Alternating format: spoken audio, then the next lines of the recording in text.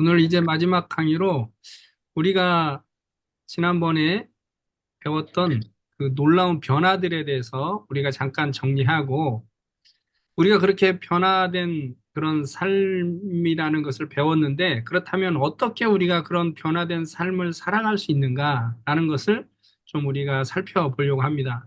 왜냐하면 많은 분들이 예수님을 믿고 오랫동안 신앙생활을 하지만 사실 살면서 자신이 그렇게 변화됐다라는 것을 느끼지 못하고 또 삶의 변화를 사실 경험하지 못하는 그런 경우들이 많이 있다라는 것을 제가 좀 경험하게 되었거든요. 그래서 우리가 왜 그런 삶의 변화가 엄청난 놀라운 변화임에도 불구하고 우리가 왜 변화되지 않는가 이런 부분들을 좀 고민하게 되었고요. 그래서 마지막 강의는 우리가 어떻게 그러면 그런 변화된 삶을 살아갈 수 있는가 이것들에 대해서 우리가 좀 살펴보려고 합니다. 그리고 마지막 강의에서는 우리가 어떻게 그러면 구원의 확신을 얻을 수 있는가까지 우리가 살펴보고 강의를 마치도록 하겠습니다. 먼저 우리가 지난주에 배웠던 그 놀라운 변화들에 대해서 잠깐 한 번 더 정리하고 가도록 하겠습니다. 우리가 예수님을 나의 구원자요 주님으로 우리가 진실하게 믿고 영접했다면 우리는 전혀 새로운, 전혀 다른 창조물로 변화된다라는 것이 성경의 가르침입니다. 그리고 그 변화들을 구체적으로 우리가 좀 더 설명하자면 첫 번째는 의롭다 칭함을 받게 됩니다. 이것을 이제 법정적 칭의라고 합니다. 그래서 하나님이 마치 재판장에서 너는 의롭다라고 선언하시는 것처럼 우리가 의롭다고 선언되는 것을 의미하는 것이죠. 우리가 예수님을 진심으로 우리가 구조로 영접했을 때 하나님은 우리를 예수 그리스도의 보혈로 우리를 씻어주시고 우리를 의롭다 칭해 주심으로 인해서 두 번째의 변화가 뭐냐면 우리가 하나님의 자녀가 되는 것입니다. 그래서 하나님과의 관계가 회복되는 것이죠. 하나님과 끊어졌던 관계가 회복되어서 이제는 하나님으로부터 하늘에 속한 그 신령한 모든 은혜들을 우리가 받으면서 우리가 하나님의 도우심과 지혜와 그 능력으로 살아갈 수 있는 그런 존재가 되었다라는 것이죠. 그리고 하나님의 모든 것을 우리가 상속받을 수 있는 그 아들이 되었다라는 것입니다. 이것이 굉장히 놀라운 변화이고 얼마나 큰 축복인지 우리가 지난주에 좀 살펴보았고요. 그 다음에 하나님은 그것을 구체적으로 우리에게 실현시키기 위해서 성령을 우리 가운데 부어주십니다. 그래서 성령이 우리 가운데 내주해서 우리 가운데 늘 항상 거하시며 우리를 도우시고 인도하시고 우리에게 힘을 주시는 성령님이 우리 가운데 계시다라는 것이죠. 그것을 성령 세례다라고 우리가 표현을 했고요. 그 다음에 성령 충만이라고 하는 것은 우리가 성령님이 우리 안에 계시지만 그 성령에 충만하게 성령님과 친밀하게 성령님과 교제하면서 성령님의 지배 가운데 인도 가운데 살아가는 삶을 우리가 살펴보았습니다. 그 다음에 두 번째로는 우리가 그렇게 내적인 변화가 우리의 어떤 삶으로 변하는가? 첫 번째는 우리가 이제는 영원한 소망을 바라보며 살아가는 존재가 되었다라는 것이죠. 단순히 이 땅에서의 삶이 아니라 영원히 있는 그런 영광스러운 그런 삶을 우리가 살아가게 되었다라는 것입니다. 그리고 삶의 목적도 완전히 바뀌게 되죠.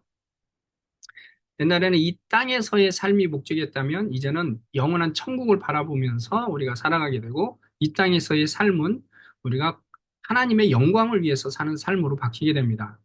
그리고 그 하나님의 영광을 위해서 산다라는 것은 두 가지로 우리가 나타날 수 있는데 첫째는 우리가 거룩한 존재가 되어서 하나님을 영화롭게 하는 것이고 둘째는 내가 가진 것들 하나님이 주신 은사와 달란트를 내가 개발해서 그것들을 사용하고 그것들을 통해서 기여하는 삶을 통해서 하나님을 영화롭게 한다라는 것입니다. 하나님을 거룩하게 닮아가는 그런 삶 속에서 우리의 인격이 달라지고 우리는 그 속에서 참된 행복을 또 경험하게 되고요. 또 하나님이 주신 것들을 개발하여 나누고 또 기여하는 삶을 통해서 우리 자신의 가치를 우리는 느끼게 되고 가치 있는 삶으로 살아가게 됩니다.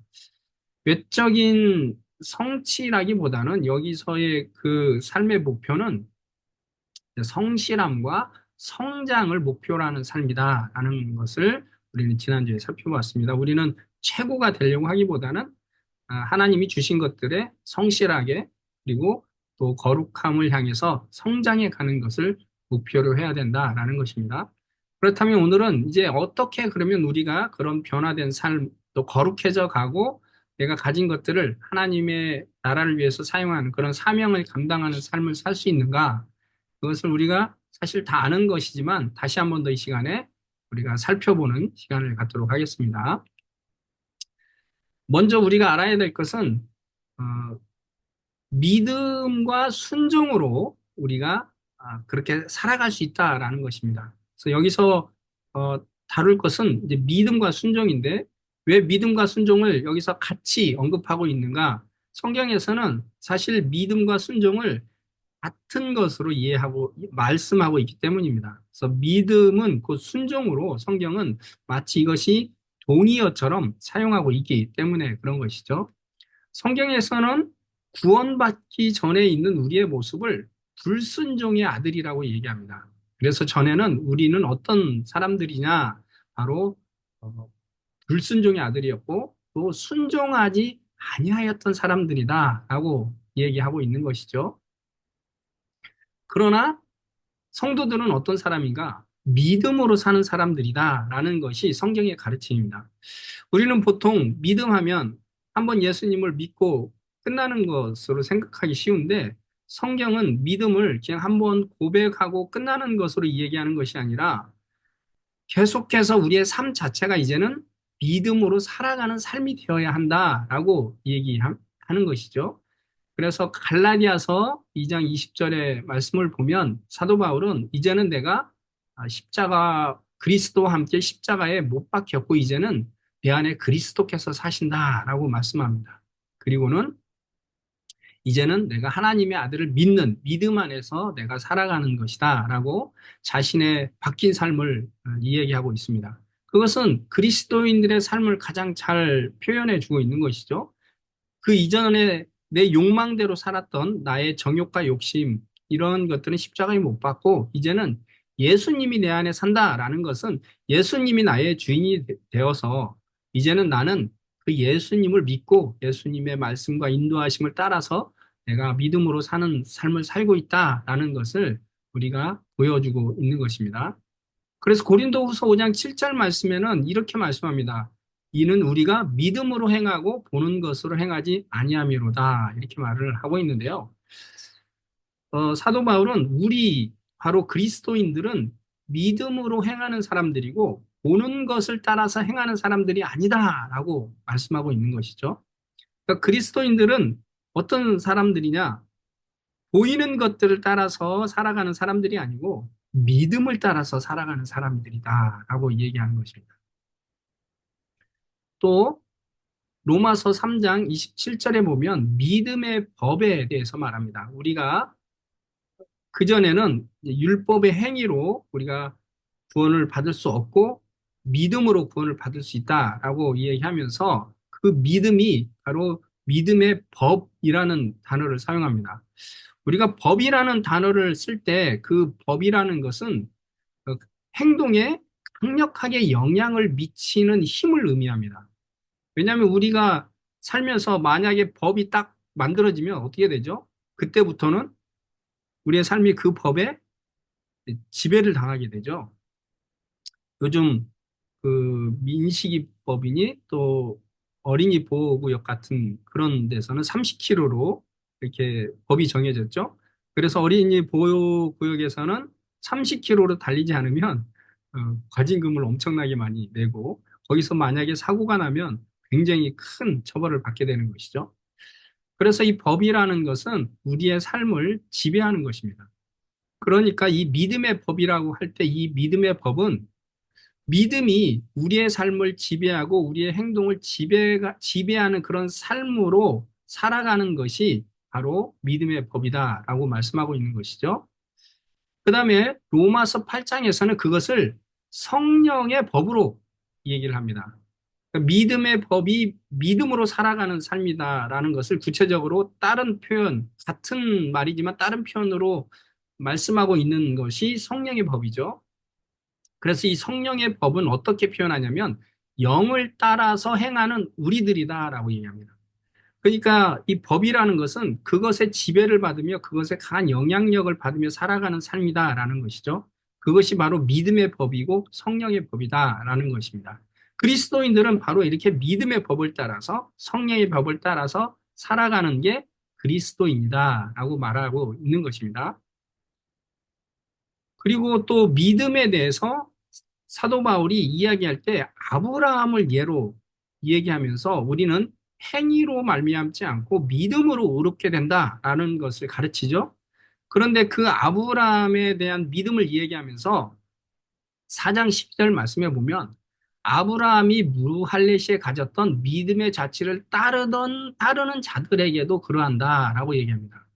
그러니까 아브라함의 믿음은 사도 바울이 처음에 아브라함이 고백했던 믿음으로 끝난 것이 아니라 아브라함의 삶 전체에서 아브라함이 믿음으로 살았던 삶 자체를 표현하고 있는 것이죠. 그러니까 믿음으로 구원받은 사람은 우리 조상인 아브라함과 같이 삶으로 삶 전체로 드러난 그런 아브라함과 같은 믿음을 가져야 한다라는 것을 말씀하고 있는 것이죠. 그러니까 참된 믿음은 아브라함처럼 삶 속에서 믿음이 삶으로 또 행위로 드러나는 것을 의미하는 것입니다. 성도들은 그래서 로마서 14장 23절 말씀에 보면 뭐라고 얘기하냐면 믿음을 따라 하지 아니하는 것이 다 뭐라고 얘기하죠? 죄라고 얘기합니다. 그러니까 우리는 믿음으로 이제는 살아가는 사람들이라는 것을 아주 단적으로 말씀해주고 있는 말씀이죠. 우리가 믿음으로 살아가지 않은 것, 믿음으로 따라하지 않는 것, 모든 것이 다 죄라고 할 정도로 그리스도인들은 믿음을 따라 살아가는 사람들이다라고 얘기합니다. 사도 바울이 디모데후서 4장 7절을 쓸 때는 이제 인생 말년에 이제 죽음을 얼마 앞에 두고 쓴 서신인데 그가 뭐라고 얘기하냐면 나는 선한 싸움을 싸우고 나의 달려갈 길을 마치고 믿음을 지켰다라고 고백합니다. 그러니까 그의 모든 전 인생을 그가 돌아보면서 나의 모든 인생을 요약을 하는데 그 믿음을 선한 싸움을 싸우고 믿음을 지킨 삶이다라고 고백하고 있는 것이에요. 그러니까 우리 성도들의 모든 삶은 믿음을 지키는 삶으로 요약되고 있다라는 것이죠. 그것을 요한계시록 14장 12절 말씀에도 보면 이제 구원받은 사람들이 모여 있는데 거기에 보면 이제 이 사람들이 어떤 사람들인가라는 것을 설명하는데 그 사람들을 어떻게 설명하고 있나요? 성도들의 인내가 여기 있나니 그들은 하나님의 계명과 예수에 대한 믿음을 지키는 자니라 이렇게 얘기합니다. 그러니까 구원받은 성도들을 어떻게 표현하냐면 하나님의 계명과 예수에 대한 믿음을 지키는 자다라고 얘기하고 있어요. 여기 보면 놀랍게도 이 현재형을 쓰고 있습니다. 계속 지키는 삶을 살아가고 있는 자들이다라고 표현하고 있는 것입니다. 그러니까 우리 그리스도인들의 삶은 믿음을 지키는 자들, 믿음을 지키며 살아가는 자들, 그리고 그 믿음을 지킨다는 것은 요한계시록 14장 12절에 보면 하나님의 말씀을 지키며 살아가는 것과 이렇게 같이 동의어처럼 사용되고 있는 것을 알 수 있는 것이죠. 우리가 믿음을 지키는 것, 그것은 곧 하나님의 말씀을 따라 살아가는 그리고 그렇게 살아가는 자들이 그리스도인이다라는 것을 성경은 분명하게 이야기하고 있는 것을 우리는 기억할 필요가 있습니다. 그래서 이 믿음은 곧 순종이라는 그런 말로 성경에서 사용을 많이 하고 있습니다.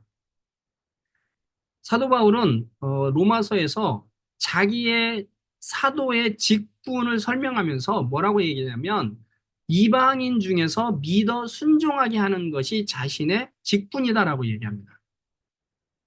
여기에서 보면 사도 바울이 믿어서 순종하게 한다라는 말이 헬라 원문에는 이제 믿음의 순종으로 되어 있는데요. 이 믿음의 순종이라는 말은 믿음으로 말미암은 순종이라는 의미도 될 수 있고 또 믿음 곧 순종이라는 동의어로도 우리가 해석이 가능합니다. 어찌 되었든 사도 바울이 자신의 직분을 설명하면서 나는 이방인들을 믿게 하려고 사도가 되었다. 이방인들을 믿게 하는 것이 나의 사도의 직분이다라고 설명하는 것이 아니라 믿음의 순종을 위한 것이 나의 직분이다라고 얘기하고 있다라는 것을 우리는 주목해 볼 필요가 있습니다. 그러니까 믿음에 순종하면서 사실은 순종이 주된 이 명사로 사용되고 있는 것이죠. 그러니까 순종이 강조되고 있는 것이에요. 그러니까 믿음이 단순히 한번 고백하고 끝나는 것이 아니라 믿음이 순종의 삶으로 계속해서 이어져야 한다라는 것을 암시해주고 있는 것이죠. 사도 바울은 이것을 마지막 끝에서도 한 번 더 반복합니다. 그래서 믿음의 순종이다라는 말을 어, 로마서 16장 26절에서도 다시 한번 반복해서 이야기하고 있습니다. 그러니까 로마서 전체 내용이 바로 믿음의 순종이 무엇인지를 우리에게 가르쳐 주고 있는 내용으로 채워져 있다라고도 볼 수 있는 것이죠. 그래서 사도 바울은 처음에 그래서 우리가 행위가 아니라 믿음으로 의롭게 된다라고 가르친 이후에 그 다음에 믿음으로 사는 것이 바로 성령을 따라 사는 삶이다라는 것을 이야기하고 또 12장부터는 어떻게 구체적으로 그리스도인들이 삶 속에서 하나님의 말씀을 따라 살아가야 하는지를 설명해 주고 있죠. 만약에 그냥 믿음으로 끝나는 것이라면 믿음으로 고백하는 것이 전부라면 사실은 사도 바울이 로마서를 쓸 때에 6장까지만 쓰면 사실 되는 것이죠. 근데 16장까지 계속 그 내용 속에는 우리가 믿음으로 어떻게 순종하며 살아가야 하는지 그 내용이 담겨 있다라는 것을 우리는 볼 수 있습니다.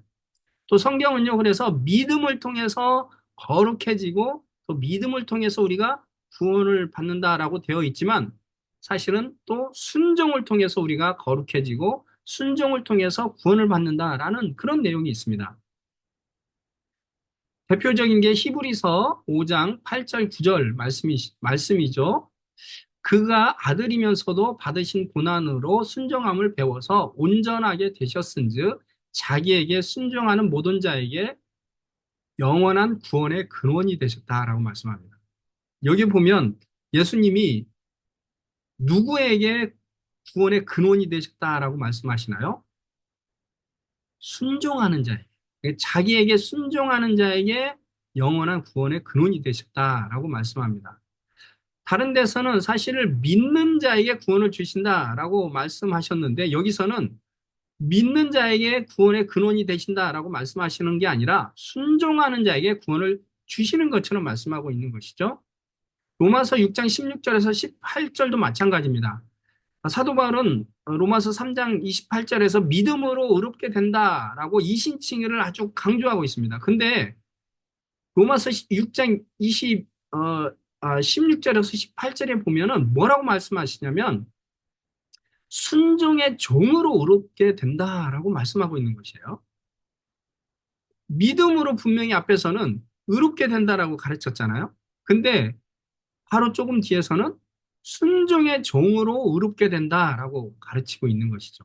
그러니까 이것은 무엇이냐면 믿음과 바로 순종이 동의어처럼 사용되고 있는 것을 알 수 있어요. 성경에서는. 그래서 믿음으로 구원을 받는다라고 하는 말씀을 다른 구절에서는 순종으로 구원을 받는다. 믿음으로 의롭게 된다라고 말씀했는데 다른 데서는 순종으로 의롭게 된다라고 말씀하고 있는 것이죠.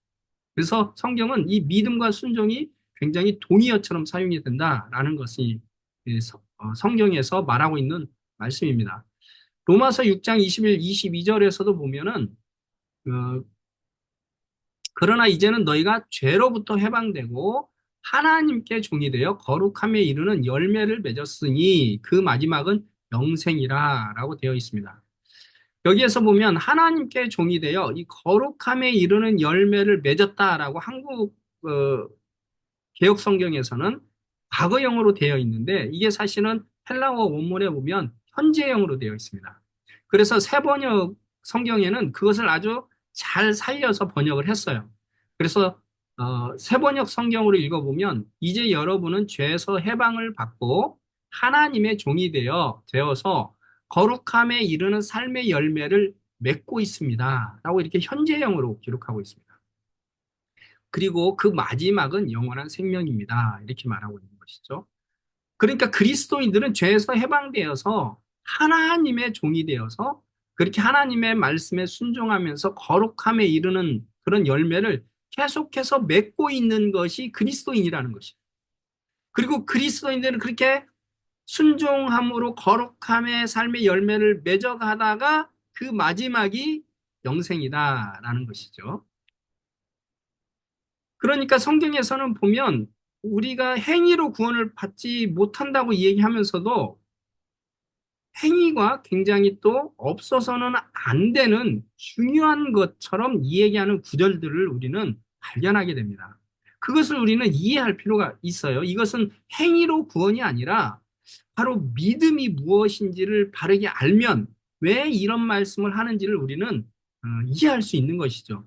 그냥 헷갈릴 필요가 아니라 우리가 믿는다는 것 자체가 하나님, 예수님을 나의 구원자요 주인으로 믿고 그분을 따르겠다는 헌신이 바로 믿음이거든요.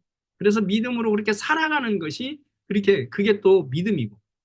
그렇기 때문에 예수님은 마태복음 7장 21절에도 우리가 잘 아는 것처럼 내 아버지의 뜻대로 행하는 자라야 천국에 들어간다라고 말씀하는 것이죠. 이 말씀은 행위로 구원을 받는다는 말을 하는 것이 아니라 하나님은 이 말씀 바로 앞에 열매로 구원을 그들을 알리라, 거짓 선지자들을 알리라라고 하면서 나무 비유를 합니다. 그러니까 무화과 나무가 무화과 열매를 맺고 포도나무가 포도 열매를 맺듯이 그 나무가 어떤 나무냐에 따라서 열매를 맺는 것처럼 우리가 믿음으로 구원을 받았다면 그 믿음으로 살아가는 사람들은 하나님의 뜻대로 행하는 삶을 살게 되어 있다라는 것을 말씀하는 것이죠.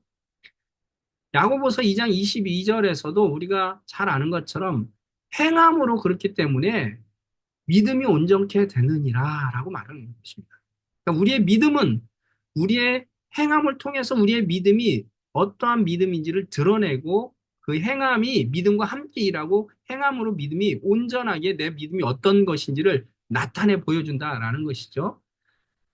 요한일서 2장 4절 5절에서도 보면 그를 아노라 하고 그의 계명을 지키지 아니하는 자는 누구라고 얘기하나요?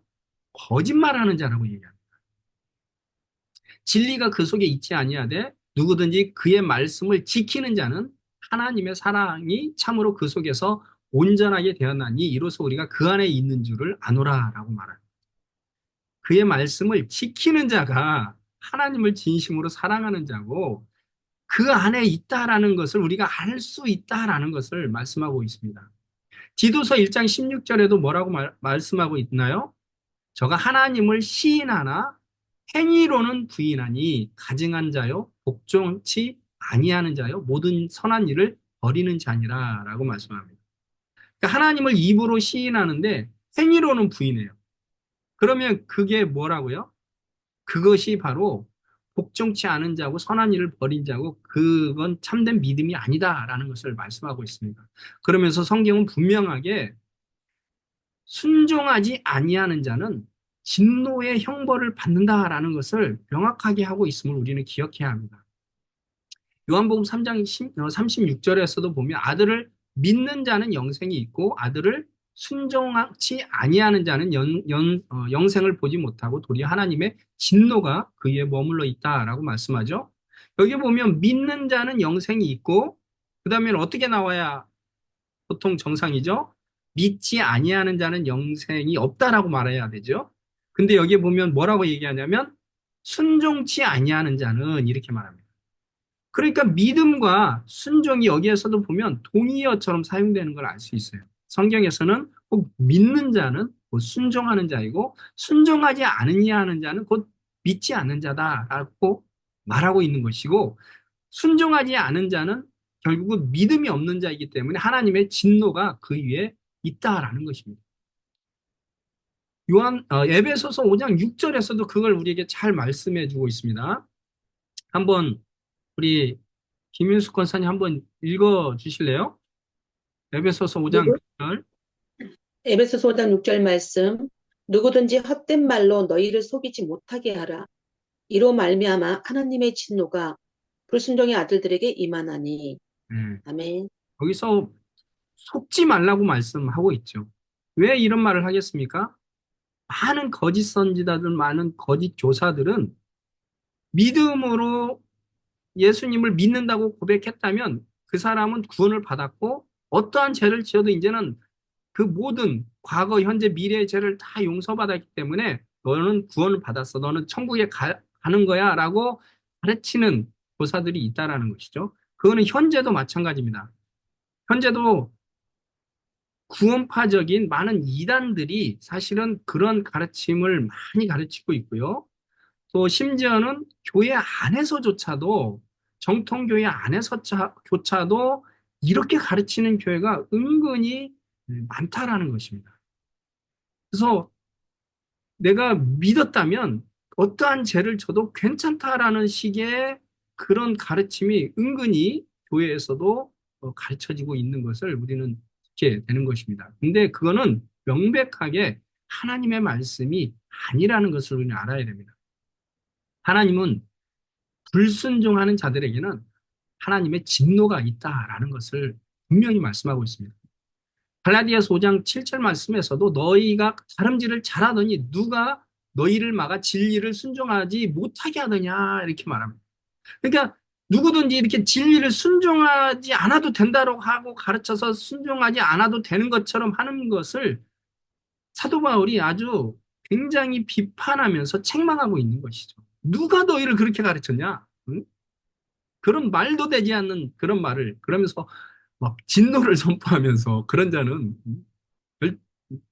하나님의 진노를 받을 것이다고 막 그렇게 저주를 하면서 갈라디아서를 쓰고 있는 것이죠. 로마서에서도 사도 바울이 그렇게 믿음으로 의롭게 된다는 이신칭의를 강조하지만 보면은 2장 6절 8절 말씀에 뭐라고 말씀하시냐면 하나님께서 각 사람에게 그 행한 대로 보응하시되 참고 선을 행하여 영광과 존귀와 썩지 아니함을 구하는 자에게는 영생으로 하시고 오직 당을 지어 진리를 따르지 아니하고 불의를 따르는 자에게는 진노와 분노로 하시리라 이렇게 말씀합니다. 분명히 성경은 그러니까 진리를 따르지 않고 불의를 따르고 불순종하는 자들에게는 하나님의 진노가 있다는 것을 우리가 좀 기억할 필요가 있고 그리스도인들은 믿음의 사람들이고 믿음은 바로 하나님의 말씀에 순종하며 살아가는 사람들이다라는 것을 우리는 기억할 필요가 있습니다. 그러니까 우리가 변화된 삶을 살아가기 위해서 첫 번째로 필요한 것은 무엇이냐면 우리가 믿음으로 사는 것이 그리스도인이다 하는 것을 분명하게 기억하는 거예요. 그리고 믿음은 바로 순종을 의미한다라는 것을 우리가 잊지 않는 것입니다. 그래서 우리가 늘 그렇게 믿음으로 하나님의 말씀을 믿고 의지하고 신뢰해서 그 말씀대로 살아가고자 하는 그런 믿음의 순종이 우리 그리스도인의 삶에 나타나야 된다. 그것이 바로 그리스도인이다라는 것을 우리는 기억해야 되는 것이죠. 순종하지 않는 삶, 믿음으로 하나님의 말씀을 따르지 않는 삶, 이것은 명백하게 믿음이 아니고 하나님의 진노의 자녀라는 것을 우리는 기억할 필요가 있습니다. 이것을 기억하지 않으면 우리는 자칫하면 어, 이단처럼 또 다락방이나 또 다른 많은 이단들이 그렇게 가르치는 이단들이 되게 많습니다. 그런 것처럼 우리가 방탕하게 빠지거나 죄악에 빠지지 않게 해서는 먼저 믿음이 무엇인지를 분명하게 우리가 인식해야 하는 것이죠. 두 번째로는 그 믿음은 결국은 말씀을 따라 사는 것임을 우리는 기억할 필요가 있습니다. 그래서 우리가 온전하고 거룩한 사람이 되게 하는 이 말씀을 우리가 따라 살아가는 것이 우리 그리스도인이 변화된 삶을 살아가는데 매우 중요하고 가장 중요한 것임을 우리는 알아야 됩니다. 우리가 지난번에 배웠던 것처럼 믿음의 사람들은 삶의 목표가 바뀐 것을 알 수 있죠. 그 삶의 목표가 무엇이었죠? 바로 이제는 영원한 하나님의 나라를 바라보며 영생을 바라보며 이 땅에서 하나님을 영화롭게 하는 삶으로 변화되었다라는 것이죠.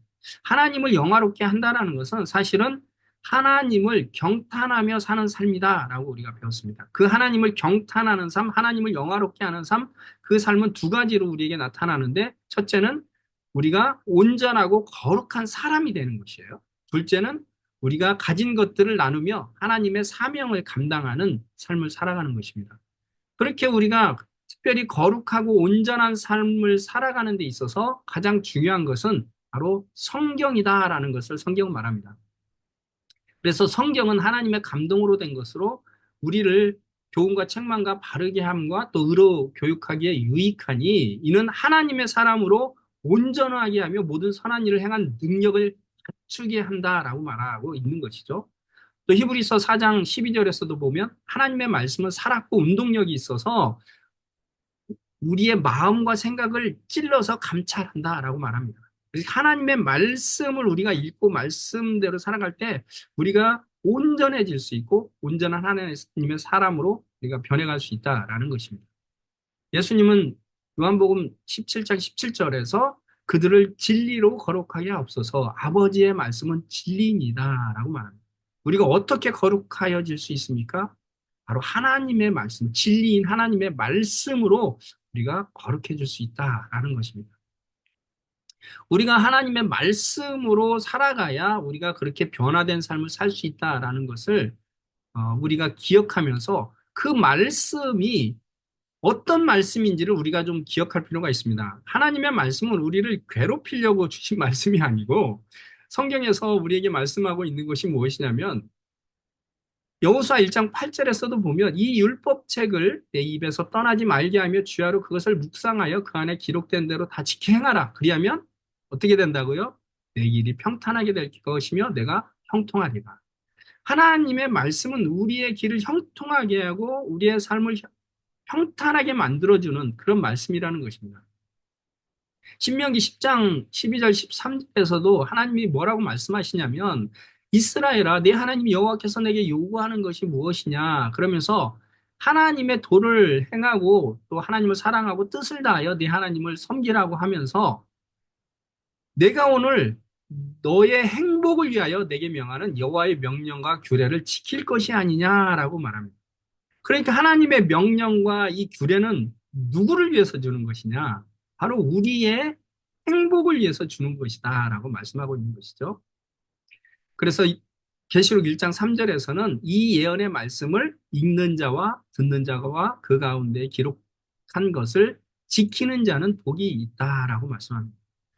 그러니까 이 말씀은요, 우리를 위해서, 우리의 행복을 위해서 하나님이 주신 말씀이다라는 것을 우리가 기억하고 그 말씀을 따라 살아감으로 우리가 우리의 삶이 온전해지고 거룩해질 수 있다라는 것을 알 수 있는 것입니다. 또한 그 말씀으로 우리가 또 추구해야 될 것이 있다면 그것은 예수 그리스도를 더욱더 깊이 알아가는 것입니다. 그러니까 하나님이 우리에게 말씀을 주신 그 말씀의 의미는 그 말씀을 통해서 하나님이 어떠한 분이신지를 더 깊이 알아가는 것이죠. 우리가 하나님을 알아갈수록 우리는 어떻게 됩니까? 그 하나님과 같은 그런 존재가 될 수 있기 때문에 그렇습니다. 하나님은 우리를 하나님의 아들과 같은 그런 거룩한 존재로 우리를 부르셨거든요. 그러한 존재가 되게 하려고.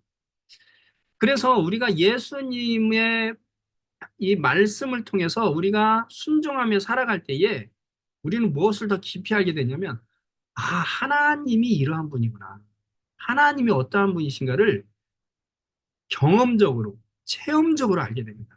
그러니까 말씀을 그냥 지식으로만 알면, 이게 성경에서는 그것을 아는 것이라고 말하지 않아요. 성경에서 말하고 있는 지식은 체험적으로 알아가는 것을 말합니다.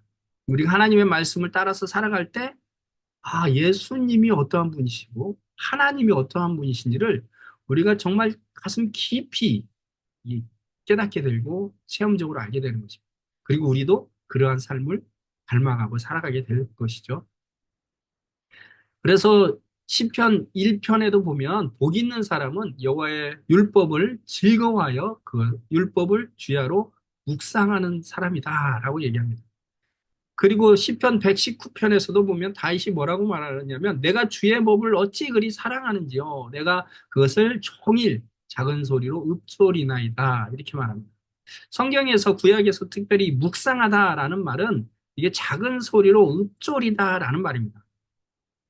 그러니까 성경을 우리가 읽을 때에 떤 것들이 필요하냐면 우리가 아침에 이렇게 성경을 읽거나 이게 묵상하면 내가 성경을 오늘 이를테면 묵상했어라고 끝나는 것이 아니고 이제 그 묵상한 것, 또 성경 읽은 것들 중에 내 마음에 와닿았던 것들, 또 하나님이 깨닫게 했던 것들을 하루 종일 이렇게 묵상해 보는 것들이 참 좋다라는 생각이 듭니다.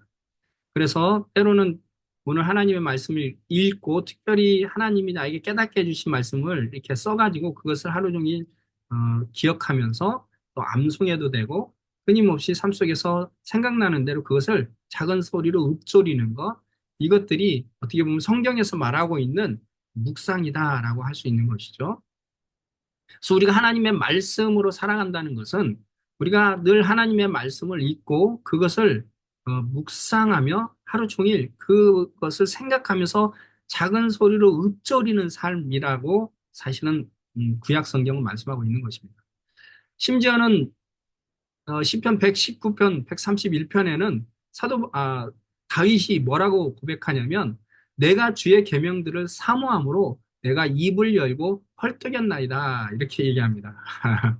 표현이 되게 얼마나 말씀을 이렇게 사모하는지 그 동물들이 이렇게 막 입을 열고 헐떡이는 그런 표현으로 하는 것 같아요. 그렇게 사도 바울은 하나님의 말씀을 사모했다라고 얘기합니다. 우리가 그렇게 하나님의 말씀을 사모하고 그 말씀을 늘 묵상하고 그 말씀대로 살아갈 때 우리는 우리의 삶 속에서 하나님이 어떠한 분이신지를 체험적으로 경험할 수 있는 것이죠. 그리고 우리가 점점 더 그 하나님을 알아가게 되고 그리고 그렇게 거룩해져가는 하나님을 닮아가는 삶을 살 수 있게 되는 것입니다. 두 번째는 우리가 어떻게 그렇게 변화된 삶을 살 수 있는가? 기도로 그렇게 가능하다라는 것을 알 수 있습니다. 우리가 말씀으로 살아가지만 우리가 말씀을 우리가 지식적으로 알고 깨달았다고 해서 그 말씀대로 살아갈 수 있는 그 힘과 능력이 있느냐? 사실은 우리가 그럴 살아갈 수 있는 힘과 능력이 부족합니다. 그래서 우리에게 하나님이 주신 그 놀라운 특권이 무엇인가요? 바로 기도라는 것이죠. 그래서 하나님의 자녀는 하나님께 구할 수 있는 특권을 주셨습니다. 그래서 우리가 그렇게 기도하면서 하나님 앞에 구할 때에 하나님은 우리로 하여금 능력을 주시고 도와주시고 함께 하셔서 우리가 그렇게 살아갈 수 있도록 하나님이 해주시는 것이죠. 요한복음 16장 24절에는 그래서 예수님께서 제자들에게 뭐라고 말씀하시냐면 너희가 지금까지는 내 이름으로 구하지 아니하였으나 구하라 그리하면 받으리니 너희 기쁨이 충만하리라 라고 말씀합니다.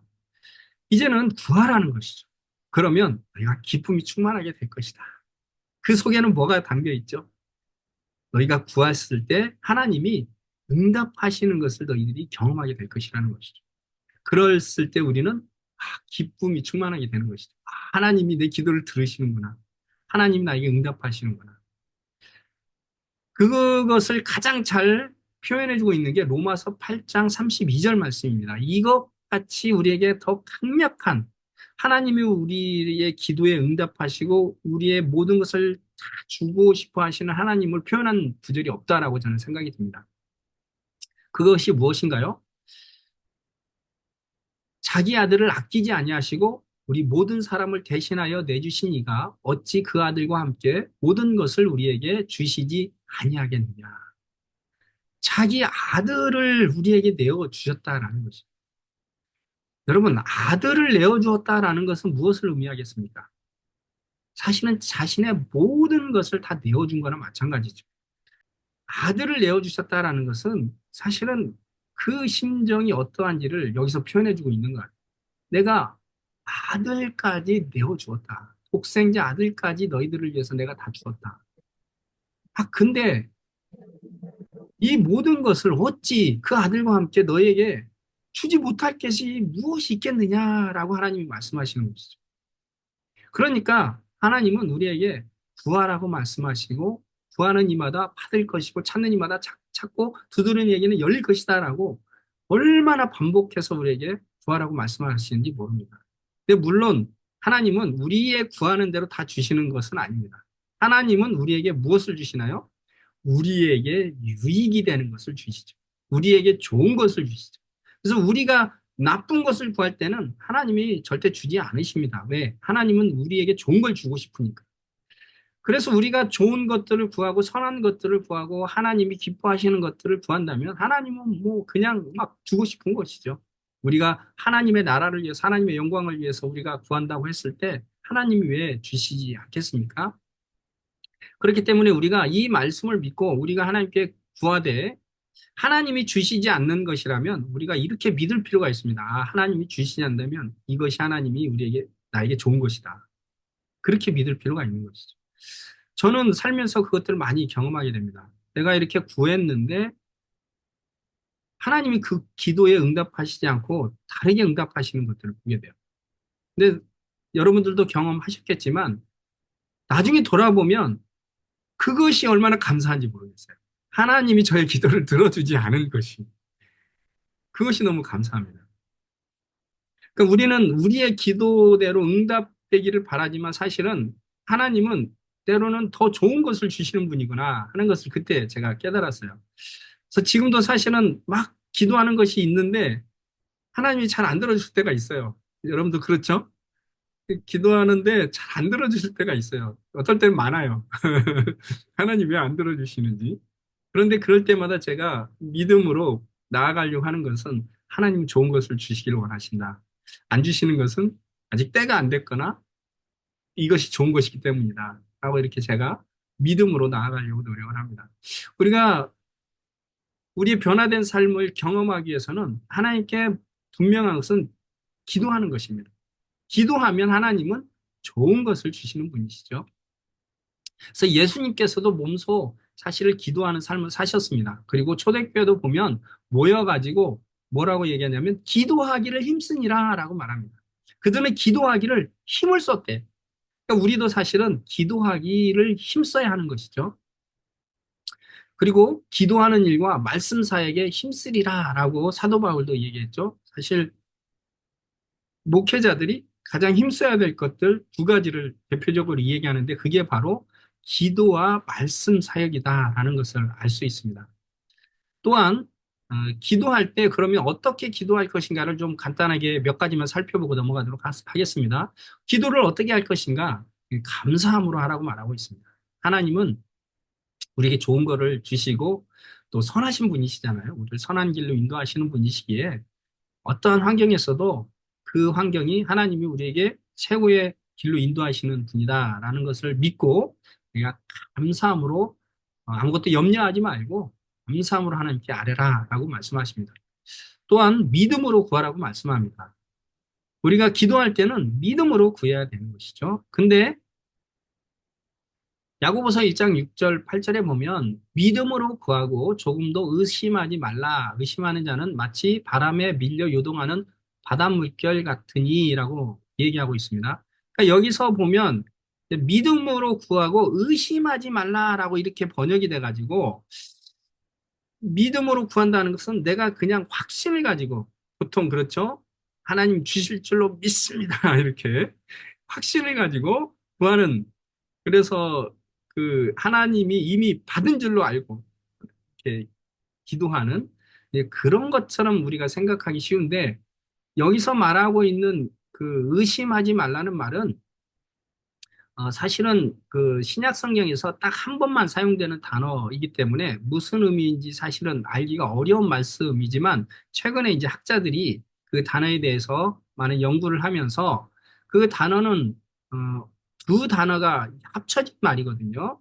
그래서 어, 둘이라는 단어와 심판하다, 또 판단하다 그런 단어가 합쳐진 이 말입니다. 그러니까 이 말은 의심하다라는 말보다는 이게 마음이 나누어진다라는 의미로 우리가 더 이해할 수가 있습니다.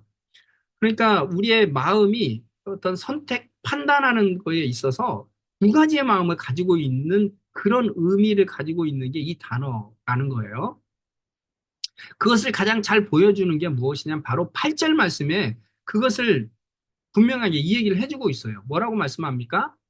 두 마음을 품어 모든 일에 정함이 없는 자로다. 이렇게 말합니다. 그러니까 여기서 의심한다라는 그 의심하는 사람은 어떤 사람이냐? 두 마음을 품어서 정함이 없는 자라는 거예요. 이 하나님을 믿으면서도 또 무엇을 믿어요? 이 세상적인 것들을 믿는 것이죠. 돈을 믿거나 사람을 믿거나 또 다른 것을 더 의지하는 것이죠. 그러니까 믿음으로 구한다는 것은 오직 하나님을 향한 그런 헌신된 신뢰와 믿음을 가지고 구하는 그 기도를 말합니다. 그러니까 내가 이 구한 것은 하나님이 반드시 줄 줄로 믿습니다 하는 그 믿음이 아니고 하나님은 어떤 분이신가요? 나에게 좋은 것을 주시는, 나의 기도에 응답하시는 선하신 하나님이심을 믿고 구하는 것이죠. 그럴 때 하나님은 우리에게 좋은 것을 주시는 분이죠. 그래서 내가 구하는 것이 그것이 선한 것이고 합당한 것이면 하나님은 막 더 쏟아 부어 주실 것이고요. 몇 배로 막 주고 싶을 것이고요. 그것이 좋지 않은 것이라면 하나님은 더 좋은 것으로 하나님이 응답해 주시는 분이다. 라는 그 하나님에 대한 신뢰, 하나님의 선하심에 대한 믿음을 가지고 구하는 것이 믿음의 기도인 것이죠. 그 다음에는 지혜를 구하라고 말합니다. 우리가 그렇게 세상에서 믿음으로 순종하며 살아갈 때 필요한 것이 지혜다라는 것을 알 수 있는 것이죠. 그래서 너희는 무엇보다도 지혜로 구하라 라고 얘기하고요. 그 다음에는 시험에 들지 않게 기도하라 라고 이야기합니다. 끊임없이 우리가 살아가는 이 세상은 유혹이 참 많습니다. 왜냐하면 이 세상을 지배하고 있는 것이 사단이고 이 세상은 사단의 지배 가운데 살아가는 불신자들로 가득 차 있잖아요. 그래서 그 사람들이 추구하는 것들, 그 사람들은 보이는 것들, 물질적인 것들을 추구하기 때문에 우리도 끊임없이 보이는 것들에 이게 미혹되기 쉽습니다. 돈 싫어하는 사람이 어디 있겠습니까? 돈이 또 살면서 굉장히 중요하고요. 그렇기 때문에 돈이 필요하니까 우리가 열심히 일해서 돈을 벌어야 되고 또 돈이 하나님 나라에 또 귀하게 사용될 수 있지만 자칫 돈의 이 노예가 되어버릴 수 있거든요. 그러니까 끊임없이 우리는 깨어서 그것에 시험에 들지 않도록 세상 것들 속에서 세상 가운데 우리가 살아가지만 우리가 그것에 지배당하지 않도록 우리는 끊임없이 시험에 들지 않도록 기도해야 된다라는 것입니다.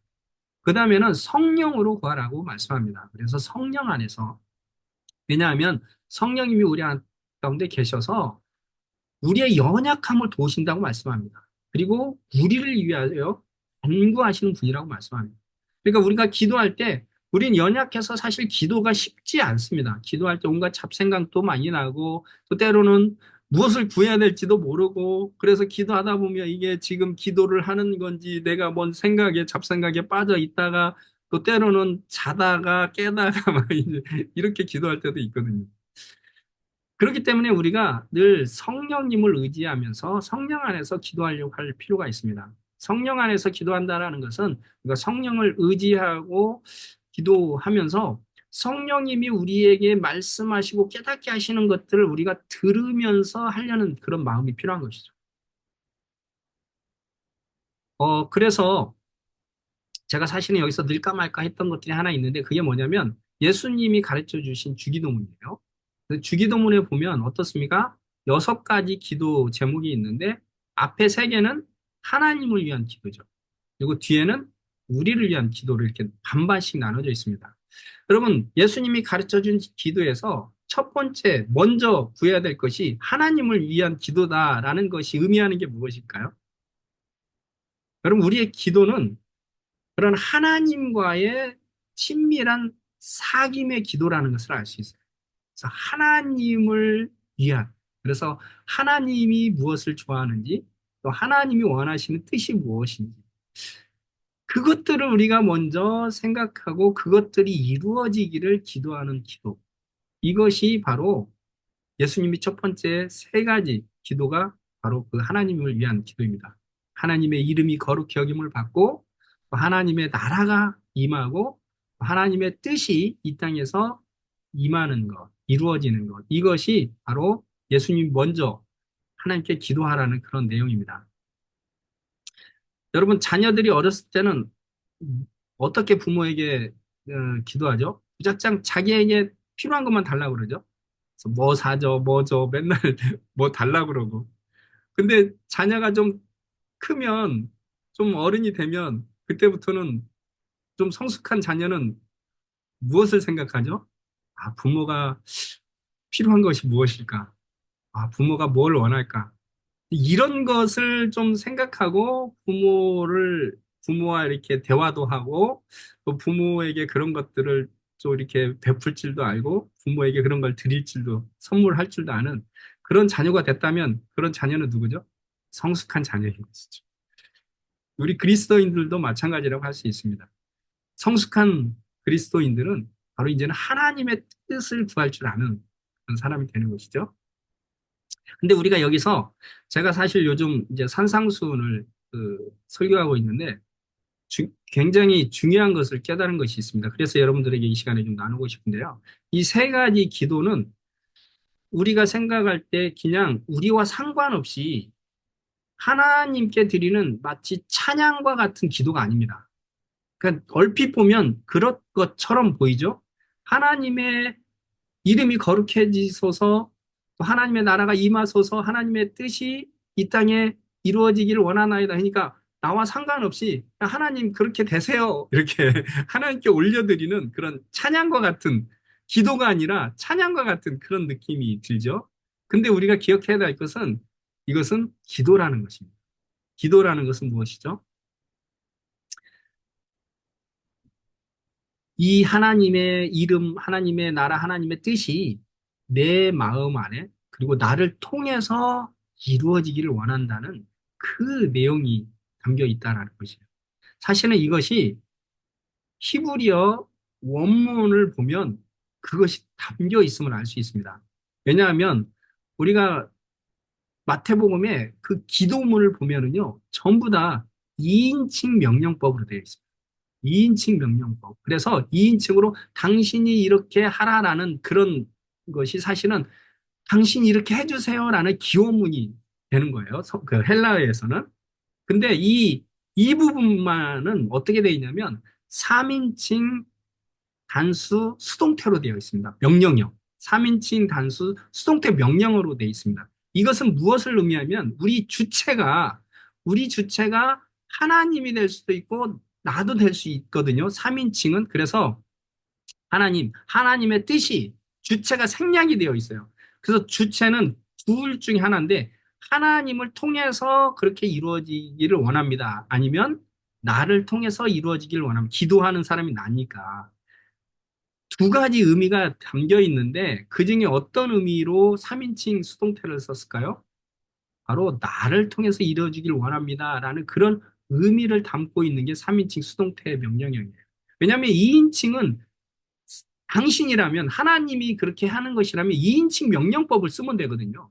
근데 2인칭 명령법을 쓰지 않고 굳이 3인칭 수동태 명령법을 쓰므로 인해서 바로 그 숨겨져 있는 주체가 누구라고 말씀하고 있는 거죠?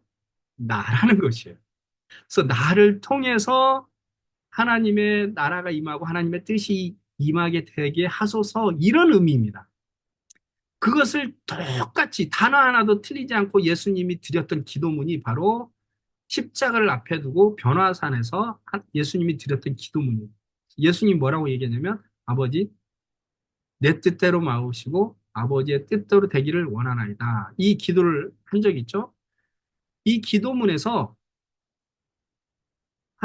예수님이 기도하셨던 그 기도가 바로 3인칭 수동태 명령형으로 쓰여져 있습니다. 그래서 예수님이 할 수 있거든. 이 잔을 내게서 옮기시옵소서. 라는 그 기도, 그리고 내 뜻대로 마옵시고 아버지의 뜻대로 되기를 원하나이다. 할 때 그 기도가 바로 예수님이 드렸던 기도이고 바로 주기도문에서 드렸던 기도가 같은 그런 내용이다라는 것입니다. 그러니까 예수님이 그 기도를 했을 때는 무엇입니까? 아버지의 뜻대로 되기를 원하나이다 라고 그렇게 기도했을 때 결국 내가 아버지의 뜻에 참여하겠다라는 그런 헌신이 담겨 있는 기도인 것이죠. 그래서 우리의 기도는 하나님께 그런 기도가 먼저 우리의 헌신이 담겨 있는, 그래서 하나님의 뜻이 이루어지길 원하는 그런 기도가 있고, 바로 그 기도가 먼저 하라는 것이죠. 그래서 예수님이 가르쳐 준 기도에는 성숙한 그런 하나님과의 그런 친밀한 관계에서 드리는 기도라는 걸 알 수 있어요. 그 다음에 우리가 우리를 위한 기도를 하라고 말씀하고 있습니다. 여러분, 우리가 기도할 때는 그러기에 하나님께 나아가서 이제는 성숙한 기도는 어떤 기도냐? 하나님의 뜻이 나를 통해서 이루어지길 원합니다. 라는 그런 기도까지 가는 것이죠. 그래서 하나님의 뜻이 무엇인지를 내가 들으려고 하고 하나님의 뜻을 따라서 내가 하나님의 뜻을 이제는 나를 통해서 이 땅에서 이루어지게 하려는 그런 사람이 되는 것, 이게 이제 아주 깊은 온전한 기도를 향해서 나아가는 것이다 라는 것을 우리가 시간에 좀 알았으면 좋겠습니다.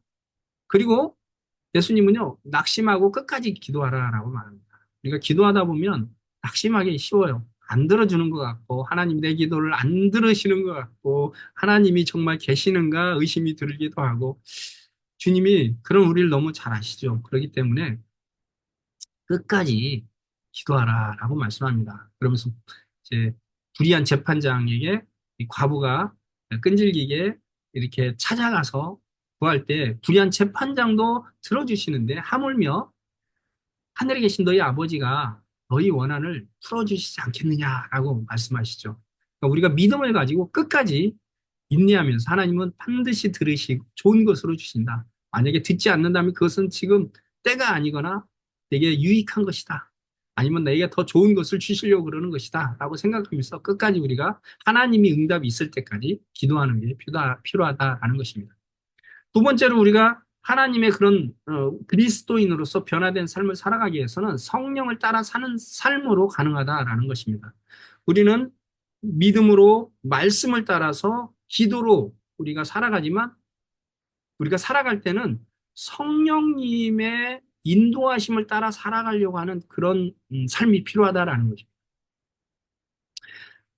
먼저 성령님이 우리 안에 인도하시는 것은 우리의 내면에서 우리에게 우리의 어떤 생각을 통해서 소욕들, 욕망들을 통해서 우리에게 말씀하신다라는 것을 알 수 있습니다. 그래서 갈라디아서 5장 17절에 보면 그리스도인들의 내면에는 육체적인 소욕이 있고 또 성령의 소욕이 서로 싸우고 있다라는 것을 알 수 있습니다. 그러니까 예수님을 믿어도 우리가 완전히 하나님께 가기 전까지는 우리는 여전히 우리의 육체적인 욕망도 여전히 우리 안에 존재한다라는 것이죠. 그래서 우리 가운데는 이 육체적인 욕망과 성령님의 욕망이 우리 속에서 충돌하게 됩니다. 그래서 이걸 싸우게 되는 것이죠. 그래서 그러한 상황을 우리가 인지하고 우리가 끊임없이 성령님의 인도함을 따라 사려고 하는 그런 노력이 필요하다라는 것이죠. 그럼 성령님은 우리 가운데 어떻게 인도하시는가? 우리가 성령님의 인도하심을 좀 살펴볼 필요가 있는 것이죠. 먼저 성령님은 우리 가운데 진리로 인도하시는 분이다. 그리고 특별히 예수님의 말씀, 하나님의 말씀을 통해서 인도하시는 분이다라는 걸 기억할 필요가 있습니다. 예수님이 요한복음 14장 26절에서도 말씀하시는 것이 무엇이냐면 보혜사 곧 성령님이 너희에게 오실 것인데 그가 내가 너희에게 말한 것을 생각나게 하시리라 라고 말씀하시죠. 그러니까 예수님이 말씀하신 것을 생각나게 하심으로 우리를 인도하시는 걸 알 수 있습니다.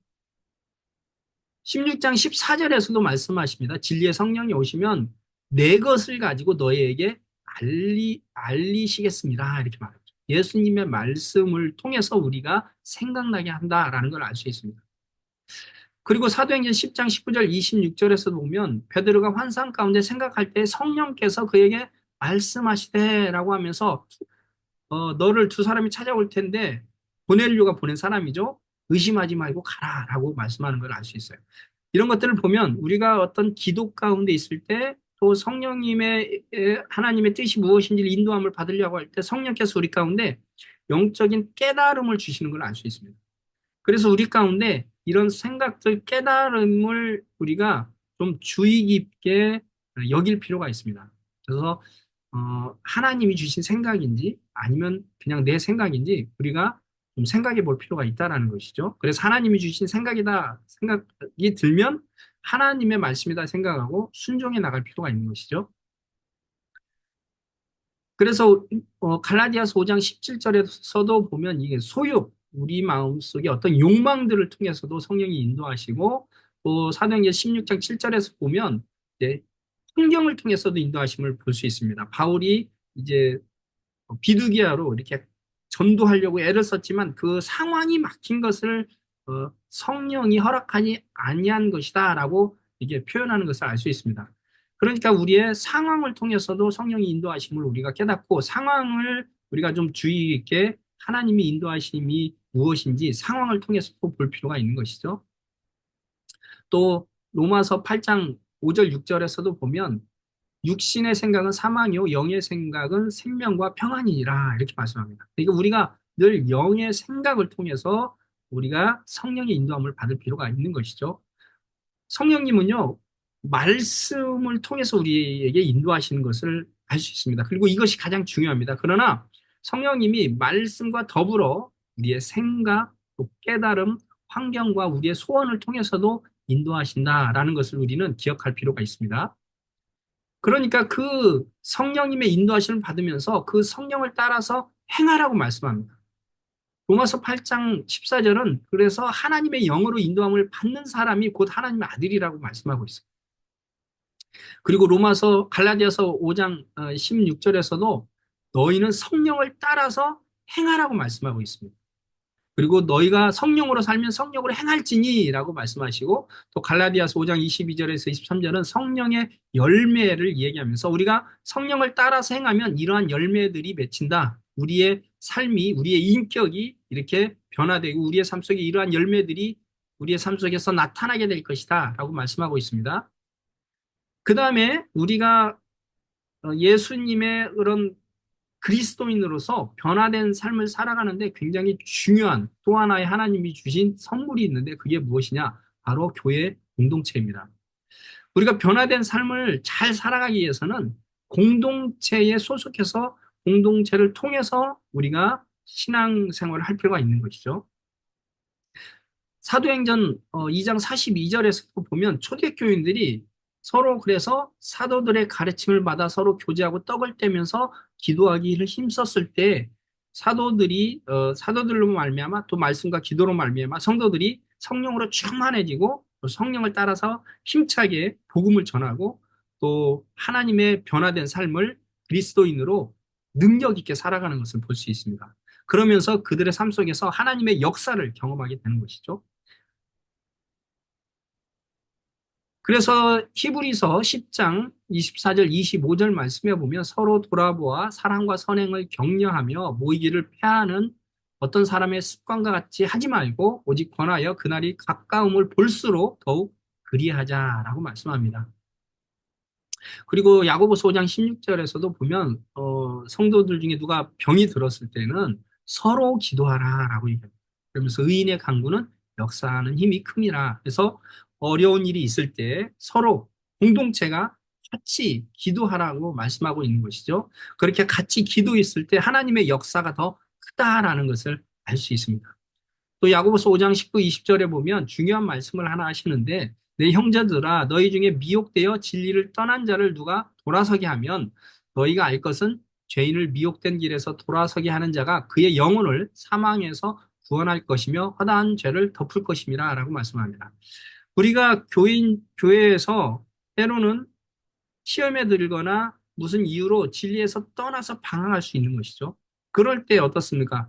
교회 공동체가 가지고 있어야 될 중요한 또 하나의 역할이 무엇이냐면 그러한 성도들을 바로잡아주는 것이죠. 그래서 그 죄악된 길에서 돌아서게 하는 것입니다. 그러면 그것이 무엇이라고 얘기하냐면 그를 사망에서 구원하는 것이라고 얘기합니다. 우리가 죄악 가운데 계속 빠져 있다면 그는 그렇게 계속 죄악 가운데 살아간다면 그는 사망 가운데 거하는 것이고 그가 구원받지 못한 영혼이 될 가능성이 큰 것이죠. 그러나 그를 교회가 같이 기도하고 그를 돌아서게 했을 때 그 영혼을 구원하는 것이 바로 교회 공동체다라는 것입니다. 그래서요, 이 교회라는 것이 우리의 신앙을 올바로 살아가기 위해서 또 변화된 그리스도인의 삶을 우리가 제대로 살아가기 위해서 필요한 것이 바로 이 교회 공동체라는 것을 알 수 있습니다. 사실은 혼자서는요, 이 신앙생활을 하기가 굉장히 어렵습니다. 여러분, 이 세상이 얼마나 험악한 세상입니까? 우리가 올바른 신앙을 안다 해도 그렇게 살아가는 것이 쉽지가 않아요.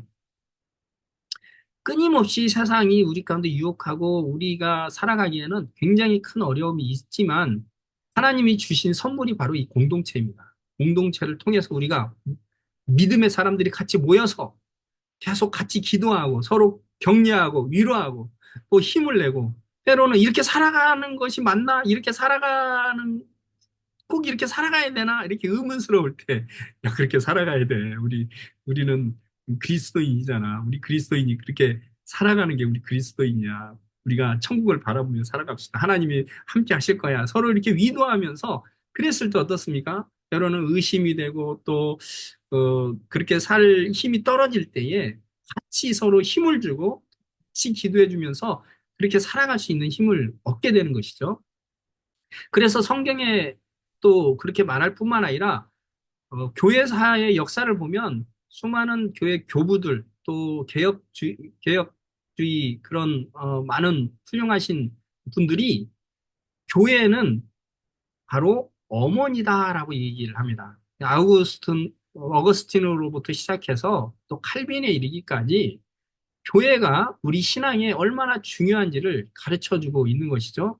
그래서 교회를 통해서 우리는 영적으로 태어나고 또 양육을 받고 또 우리는 교회를 통해서 우리가 어떻게 하나님의 자녀로 성장할 수 있는지 또 우리가 어떻게 우리가 교회를 통해서 힘을 내고 살아갈 수 있는 힘을 얻게 되는지 그런 교회를 통해서 우리는 그런 힘을 공급받게 되는 것이기 때문에 교회는 우리의 어머니와 같다. 신앙의 어머니와 같다라고 얘기하고 있는 것이죠.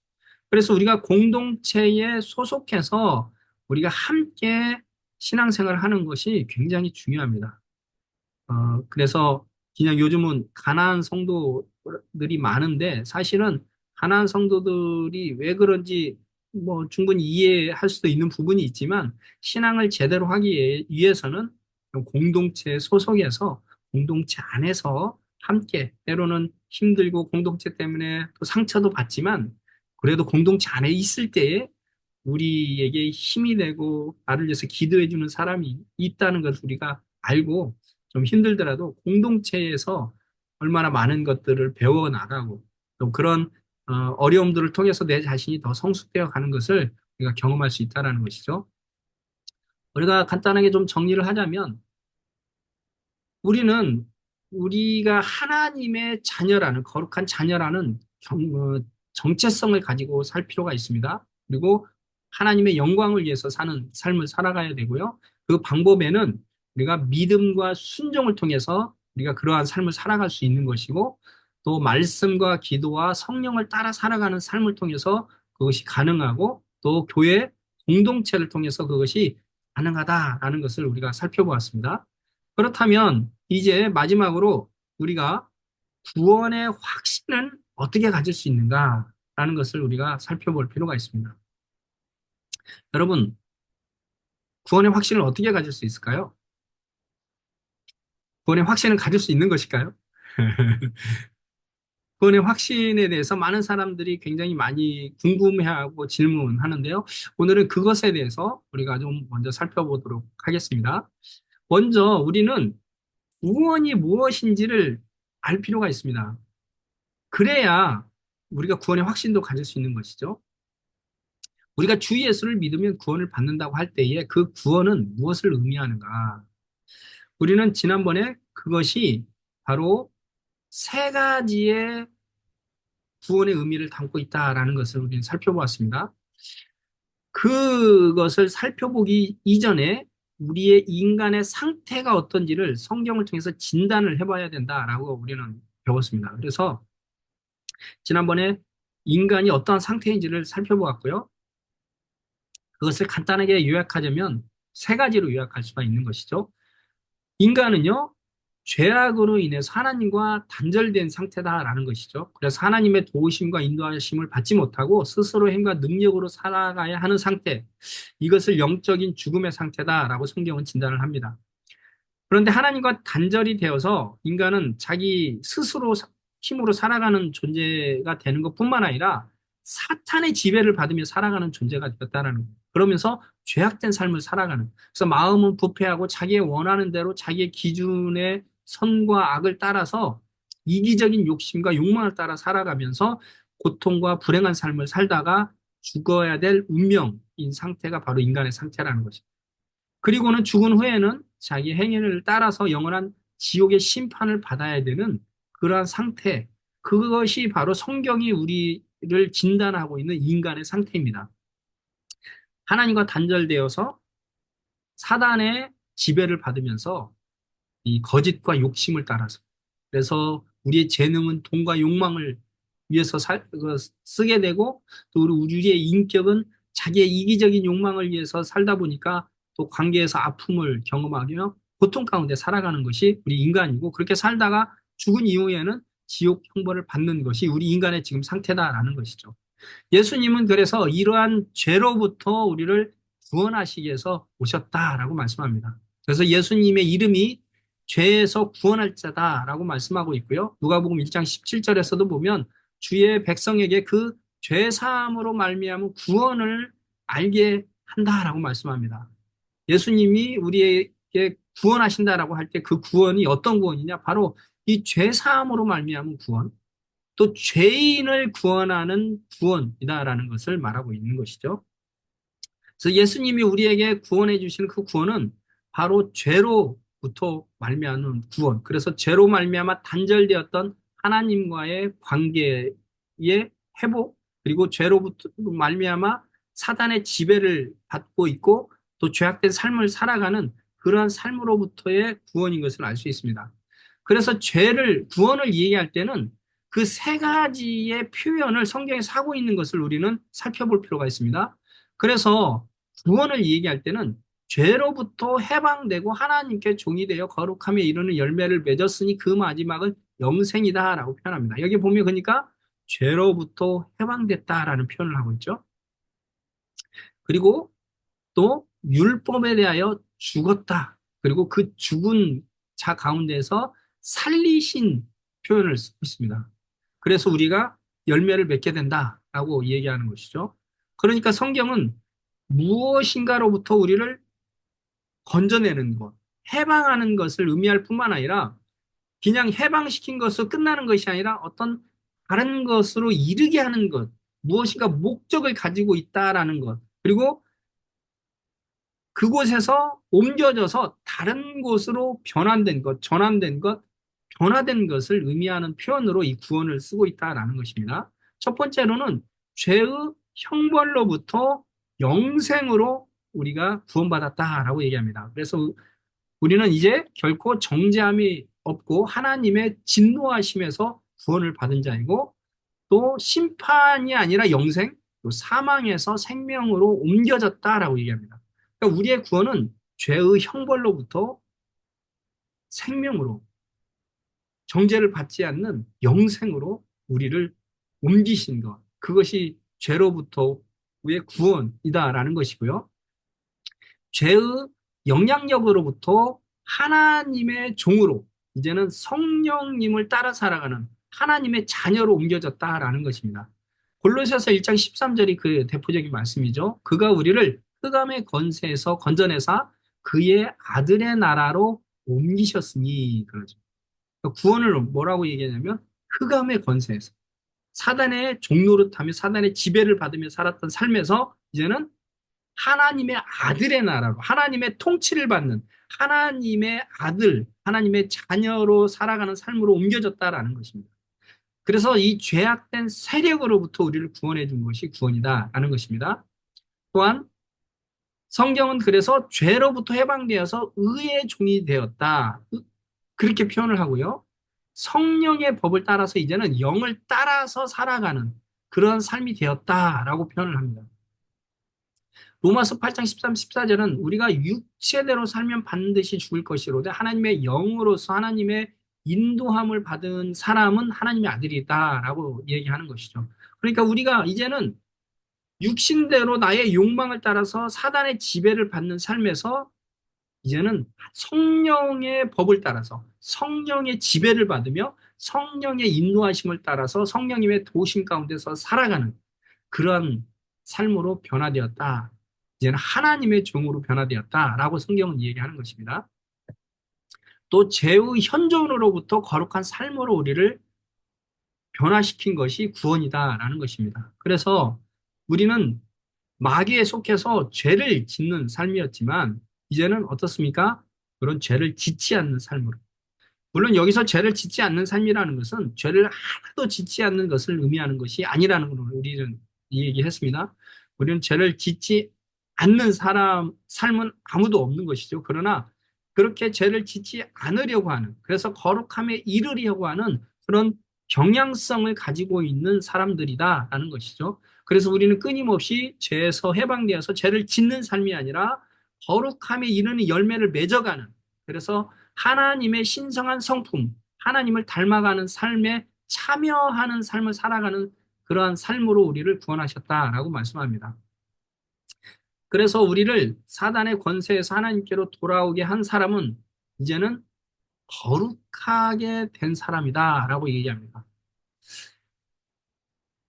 그리고 여기에서 보면 그렇게 사단의 지배에서 우리가 건진받아서 이제는 빛의 자녀가 된 사람들을 어떻게 표현하냐면 거룩하게 된 물이다라고 하는데, 이 거룩하게 된 물이라는 말이 사실은 현재 완료 분사형입니다. 그러니까 여기서도 무슨 표현이냐면 우리가 사단의 지배 가운데 살았던 사람이 이제는 하나님의 자녀가 된 사람은 이제는 죄악된 삶이 아니라 계속 거룩해져 가는 삶, 계속 거룩한 삶을 살아가고 있는 현재형으로 되어 있다는 것이죠. 그렇게 살아가는 삶으로 우리를 구원하셨다라는 것입니다. 죄의 현존으로 인한 불안과 고통으로부터, 그래서 주님은 우리에게 평안을 주시는 분이다. 그래서 평안을 너희에게 주노니 너희는 마음에 근심하지 말고 두려워하지 말라라고 얘기합니다. 그래서 우리가 죄악된 삶 때문에 또 근심하고 두려워하고, 또 때로는 우리가 어떻게 살아가야 될지 미래에 대한 불안 때문에 우리가 근심하며 살아가지만, 우리가 주님을 믿고 살아갈 때에는 그런 근심과 두려움으로부터도 우리를 구원해 주시는 분이다라는 것이죠. 또 생활의 어려움, 또 그러한 우리의 삶에 필요한 것들을 하나님이 공급해 주신다라는 것을 우리가 알 수 있습니다. 그리고 구원의 세 가지 시제를 우리가 살펴보았죠. 구원은 성경에서 과거 시제 또는 완료 시제로 말을 하기도 하고, 또 현재형으로 말하기도 하고, 미래형으로도 말한다는 것입니다. 그러니까 성경에서 말하고 있는 구원은 한번 구원받은 시점이 있고, 현재 계속 구원이 이루어지고 있고, 마지막에 미래에 완성이 된다라는 개념으로 성경은 구원을 이야기하고 있다라는 것을 알 수 있습니다. 그래서 과거 시제는 무엇입니까? 이제 하나님이 너는 의롭다, 하나님의 자녀가 되었다 하고 하나님이 칭의해 주시는 그 칭의다라고 말할 수 있는 것이죠. 그래서 우리는 예수님을 나의 구주로 믿었을 때 우리가 하나님으로 말미암아 의롭다 칭함을 받고 하나님의 자녀가 되어서, 성경에 보면 그것이 바로 이제는 사망에서 생명으로 옮겼다라고 얘기합니다. 그것이 이제 우리는 생명을 소유한 존재가 되는 것이고, 그 생명을 소유한 채 우리가 계속 살아갔을 때 그것은 이제 영생을 가진 사람이다라고 얘기하는 것이 성경의 가르침입니다. 그래서 이 칭의는 과거 시제로 되어 있습니다. 그래서 의롭다 하심을 얻었다, 의롭다 하심을 받았다라고 얘기하는 것입니다. 그 다음에 현재 시제는 그래서 성화의 개념으로 우리는 표현을 하고 있습니다. 그래서 현재 우리가 의롭다 하심을 받고 하나님의 자녀가 되었다면 이제는 우리의 삶 속에서 계속 그 구원을 이루어가는 그런 삶으로 성경은 얘기하고 있는 것이죠. 고린도전서 1장 18절에서 이것을 대표적으로 보여주고 있는데요. 십자가의 도가 멸망하는 자에게는 미련한 것이요 구원을 받는 우리에게는 하나님의 능력이다 얘기합니다. 여기에 보면 구원을 받느니 현재형으로 되어 있어요. 그러니까 우리가 구원은 한번 받은 것으로 끝나는 것이 아니고 또 미래에 받을 것이 아니라 현재 지금 구원을 받고 있는, 구원을 현재 지금 경험하고 있는 그런 상태다라는 것입니다. 그래서 빌립보서 2장 12절에 보면 너희 구원을 이루라. 어떻게? 항상 복종하고 두렵고 떨림으로 이루라 라고 얘기합니다. 또 빌립보서 3장 12절 말씀에도 보면 사도 바울이 뭐라고 얘기하면 내가 그리스도께 잡힘가 된 것을 잡으려고 쫓아간다라고 얘기하죠. 그러니까 구원은 계속해서 우리가 받은 것을 그것을 계속 쫓아가는 삶, 그 믿음의 삶을 계속해서 달려가는 삶이라고 볼 수 있는 것이죠. 구원은 그래서 현재형으로 또 성화의 개념으로 우리에게 계속해서 말씀하고 있는데 그중에 대표적인 말씀이 데살로니가 후서 2장 13절입니다. 여기 보면은 처음부터 너희를 택하사 성령의 거룩하게 하심과 진리를 믿음으로 구원을 받게 하십니다. 라고 여기서 말씀하고 있는데 거기서 구원을 받고 있다라는 말이 이제 현재형으로 되어 있죠. 그래서 진리를, 구원을 계속해서 우리가 받아가는 그런 삶을 말씀하고 있습니다. 믿음을 통해서 거룩해져 가고 있는, 계속해서 구원을 받고 있는, 거룩해져 가고 있는 이러한 삶으로 우리의 구원을 설명하고 있다라는 것입니다. 그래서 디모데전서 4장 5절 말씀에는 우리가 거룩하여짐이다라고 얘기합니다. 그래서 계속해서 우리는 거룩해져 가고 있는 상태, 이게 현재형으로 거룩함을 표현하고 있습니다. 그래서 히브리서 2장 11절에서도 보면 거룩하게 하시는 이와 거룩하게 함을 입은 자들이 이렇게 다 한 형제로 부르심을 받았다라고 얘기하면서 거룩하게 하시는 이게 현재형으로 되어 있습니다. 그러니까 구원은 우리가 하나님 앞에 믿음으로 우리가 하나님의 의롭다 하심을 받고 하나님으로 말미암아 의롭다 하심을 받고 하나님의 자녀가 되었다면 그 구원은 현재 거룩하여지는 성화의 삶으로 이루어가는 것을 알 수 있는 것이죠. 그리고 마지막에 이제 하나님의 진노에서 또 천국에 들어가는 그런 영화로서의 구원을 얘기합니다. 그래서 죽은 자의 부활, 그리고 우리가 이제 완전한, 그래서 천국에서 영원히 살아가는 그러한 구원으로 우리가 미래 시제를 사용하고 있다라는 것이죠. 그래서 구원은 과거, 현재, 미래형으로 살아가고, 표현하고 있습니다. 그것을 이게 한 문장으로 이제 요약을 하자면 이렇게 요약이 될 수 있습니다. 구원이란 이 땅에서 죄로 인해 단절되어 사단의 통치 아래 죄악된 삶으로 고통하며 멸망의 삶을 살아가던 삶에서 예수 그리스도를 구원자와 주인으로 진실하게 믿고 영접함으로 의롭다 선언되고 하나님의 자녀가 되어 하나님의 통치와 권능 아래서 점점 거룩하여지고 영생을 경험하며 살다가 죽어서 영화로운 몸으로 변화되어 천국에서 영원히 사는 것입니다. 이렇게 이제 제가 정리를 해봤습니다. 이게 우리가 지금까지 배웠던 구원을 축약해서 요약해서 한 것이다라고 볼 수 있습니다. 그것을 더 간단하게 요약하면 무엇이라고 할 수 있을까요? 하나님과의 관계의 회복이다라고 볼 수 있습니다. 그러니까 구원은요, 하나님과 단절되었던 관계가 회복된 것이 구원이에요. 그래서 이제는 그분의 통치를 받으며 그분을 신뢰하고 그분을 믿고 그분의 말씀과 성령을 따라서 살아가는 것, 그분의 도우심과 인도함과 그분의 은혜 가운데 살아가는 것, 이것이 바로 구원인 것이죠. 그래서 존 오트버그 목사님은 뭐라고 그것을 얘기하냐면 구원은 변화되는 것이다. 구원의 핵심은 죽어서 좋은 것으로 가는 것이 아니라 좋은 사람이 되는 것이다. 우리는 내면의 분노와 절망, 정욕, 탐욕, 교만, 자아에서 구원을 받아야 한다. 이렇게 말씀하고 있습니다. 그러니까 우리의 참된 구원은요, 우리가 단지 그냥 죽어서 천국 가는 그런 구원이 아니라 하나님이 우리에게 원하시는 그 구원은 사단의 지배를 받는 삶에서, 그래서 어, 정욕을 따라서 헛되고 썩어질 것을 위해서 살아가는, 그죄 가운데서 살아가는 그러한 진노의 자녀가 아니라 하나님의 거룩한 자녀로 회복되는 삶을 말합니다. 그래서 우리가 얼마나 하나님을 닮아가고 하나님의 거룩한 존재가 되어서 하나님과 같은 그런 신적인 존재가 되게 하는 것. 그것이 바로 하나님이 우리에게 바라시는 그런 구원이라는 것이죠. 그래서 그것을 그림으로 그리자면 구원은 이렇게 하나님과의 단절됐던 관계가 회복되는 것입니다. 그래서 하나님과 능력과 인도하심으로 우리가 살아가면서 우리의 인격이 하나님을 닮아가고 우리의 재능으로 우리의 삶이 하나님의 삶을 표현해가는 그런 삶으로 바뀌는 것이죠. 그래서 우리가 행복과 기쁨을 느끼고 또 일의 가치를 느끼고 그래서 행복하게 살면서 죽어서는 영원한 천국에서 영화롭게 살아가는 삶이 바로 구원이다라고 하는 것이죠.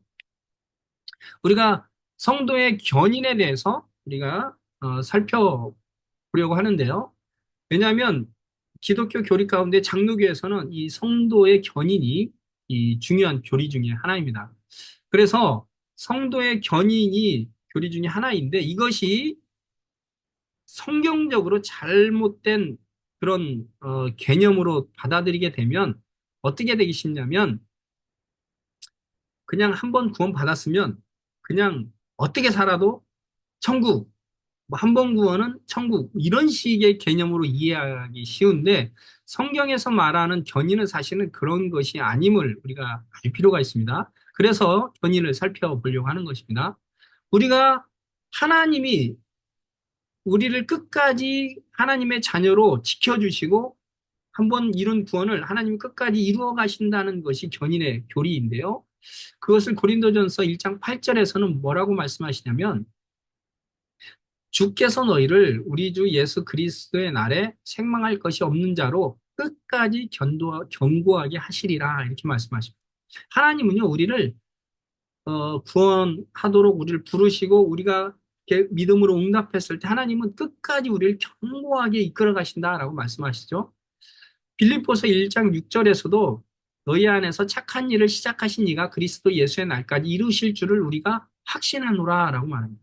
하나님은 우리 가운데 좋은 일을 시작하셨어요. 구원을 시작하셨어요. 그러면 하나님은 그것을 이룰 때까지 하나님은 끝까지 이루어 가신다라는 것이 이 견인의 교리를 말하고 있다라고 하는 것이죠. 또한 데살로니가 전서 5장 23절 24절 말씀에서도 보면은 너희를 부르신 이는 미쁘시니 그가 또한 이루시리라 라고 말씀합니다. 그러니까 하나님이 우리 가운데 구원하시고 우리를 부르시고 우리에게 은혜를 주시고 우리가 말씀하신 것처럼 우리를 택하셔서 우리를 예정하셔서 우리에게 부르셔서 복음을 전하게 하시고 듣게 하시고 우리가 그렇게 응답했을 때 하나님은 끝까지 책임지고 우리를 이끌어 가시는 분이심을 성경은 말씀하고 있습니다. 그렇기 때문에 우리는 구원을 불안해할 필요는 없는 것이죠. 그러나 성경에서는요, 무엇을 또 얘기하냐면 믿음에서 파선하는 것에 대해서 또 말씀하고 있습니다. 디모데전서 1장 19절에 보면 그래서 어떤 이들은 이 양심을 버렸고 그 믿음에 관하여 파선하였느니라 라고 말합니다. 그리고 디모데전서 9장 12절, 15절 말씀에서도 처음 믿음을 저버렸으므로 정죄를 받는다라고 말씀하고 있고요. 이미 사탄에게 돌아간 자들도 있다라고 얘기해요. 그리고 디모데전서 6장 21절에서도 믿음에서 어떤 사람들이 벗어났다라고 얘기합니다. 그러니까 우리가 생각할 때 아니 하나님이 한번 믿게 했으면 끝까지 데려가신 다음에 끝까지 이루신 다음에 근데 뭐지 이건? 믿음에서 벗어난 사람들이 있다고 얘기하네. 이거 뭔가 모순되는 것일까요? 하나님이 끝까지 이루신다라는 것을 우리가 오해하고 내가 어, 그냥 마음대로 행해도 하나님은 그래도 나를 구원하시는 것으로 이해하면 안 된다라는 것이죠. 분명한 것은요. 예수님을 믿는다고 하지만 믿음에서 중간에 파선하고 그 믿음을 저버리는 사람들이 우리에게 있다라는 것이죠. 그리고 그 믿음에서 파선한 사람은 구원을 받지 못한다라는 것을 분명하게 또 말씀하고 있습니다. 히브리서 6장 4절 6절 말씀에도 보면 한 번 빛을 받고 하나님의 은사를 맛보고 성령에 참여한 바 되고 하나님의 선한 말씀과 내세의 능력을 맛보고도 타락한 자들은 다시 새롭게 하여 회개할 수 없다라고 얘기하죠. 하나님의 그 은사를 맛보고 성령에 참여한 바까지 되었어요. 근데 이렇게 타락한 자들은 다시 새롭게 회개할 수 없다라고 얘기합니다. 또 로마서 11장 22절에서도 보면 하나님의 인자하심과 준엄하심을 보라. 넘어지는 자들에게는 준엄하심이 있으리니 너희가 만일 하나님의 인자하심에 머물러 있으면 그 인자가 너희에게 있으리라. 그렇지 않으면 너희도 찍히는 바가 되리라. 이렇게 말합니다. 그러니까 이건 이방인들에게 얘기하는 건데요. 하나님이 원래 본 나무인 이스라엘 백성도 하나님이 찍어서 버리셨는데 접붙임을 받은 이방인인 너희도 그 안에 머물러 있지 않으면 너희도 찍혀 나갈 수 있다라고 경고하고 있는 말씀입니다. 그러니까 믿음에서 파선하면 계속해서 믿음에서 내가 머물러 있지 않으면 그래서 믿음에서 우리가 벗어났을 때 그 사람은 파선하게 되고 구원받지 못한다는 것이 성경에서 계속해서 말씀하고 있는 말씀 중에 하나라는 것을 우리는 알 필요가 있습니다. 베드로후서 2장 20절 21절에서도 뭐라고 말하냐면 너희가 파선한 더러움을 피한 후에 그 구원을 받은 후라고 말씀할 수 있는 것이죠. 더러움을 피한 후에 다시 그 중에 얽매이고 지면 나중 형편이 처음보다 더 심하리니 이렇게 말합니다. 그러면서 거룩한 명령을 저버리는 것보다 알지 못하는 것이 도리어 그들에게 나으니라라고 해요. 아예 처음부터 그냥 모르는 것이 낫고 구원을 안 받는 것이 낫다라고 얘기하는 말씀과 같은 것이죠. 그리고 너희가 알 것은 죄인들을 미혹된 길에서 돌아서게 하는 자는 사망에서 구원한 거라고 얘기하죠. 허다한 죄를 덮은 거라고 얘기하죠. 그러니까 미혹됐다라 해서 지금 죄악된 가운데 있다라는 것은 그 사람이 지금 공동체 안에 있는 신자였는데 그가 지금 다시 돌아서서 지금 벗어나서 죄악된 삶을 살아가고 있다는 거예요. 그가 지금 죄악된 삶을 계속 살아가고 있다면 그는 지금 사망 가운데 있다는 것이죠. 그래서 성경은요, 우리가 구원을 받았다면 우리가 계속해서 우리가 두려운 마음을 가지고 계속해서 그 구원을 이루어 가라고 말씀하고 있습니다. 원 가지도 아끼지 아니하셨은즉 너희도 아끼지 아니하라고 경고하기까지 합니다. 그리고 너희가 하나님에게서 떨어질까 조심할 거라고 얘기합니다. 조심하라고 얘기하죠. 그러면서 두려워할지니 약속이 남아 있을지라도 너희 중에 혹 이르지 못할 자가 있을까 함이니라 라고 말씀하고 있습니다. 그러니까요, 우리가 구원의 확신을 어떻게 갖는가? 우리는 하나님을 의지하겠다고 따르겠다는 그 믿음이 어떤 것인지를 우리가 분명하게 알 필요가 있습니다. 그래서 다시 한 번 더 이제 그러면 어떻게 구원의 확신을 가질 수 있는가? 일단 믿음을 정확하게 알고 우리가 알아야 합니다. 첫 번째는요, 그 믿음이 어떤 믿음이었냐 하는가? 예수님을 의지하고 따르겠다는 믿음의 진실성이 있는 믿음이어야 한다라는 것이죠. 그래서 예수님을 진실한 마음으로 그리스도와 주로 받아들이고 영접해야 한다는 것입니다. 그리고 그것을 시인하고 마음에 믿어야 한다라는 것이죠. 그리고 참된 믿음은 예수님을 의지하여 주님의 말씀과 인도하심에 따라 살겠다는 진실한 마음의 태도를 갖는 것입니다. 그러니까 참된 믿음은요, 예수님을 나의 주로 내가 믿고 그 예수님을 이제는 믿고 따르겠다는 그 마음의 헌신이 포함된 것이 참된 믿음이다라는 것이죠. 그걸 다른 말로 바꿔 말하자면 믿음은 나의 삶의 주인이 바뀌는 것이고 나의 삶의 방식이 달라지는 것을 의미한다라는 것입니다. 그러니까 믿음은요, 나의 주인을 바꾸는 것이에요. 그래서 나의 주인을 이제는 예수님을 믿고 그분을 의지하고 그분의 말씀을 따라 살아가는 것이죠. 그리고 그 믿음으로 주님의 말씀과 성령의 인도하심을 따라 살려는 그런 경향성을 가지는 사람이 되는 것입니다. 이 경향성이 굉장히 중요합니다.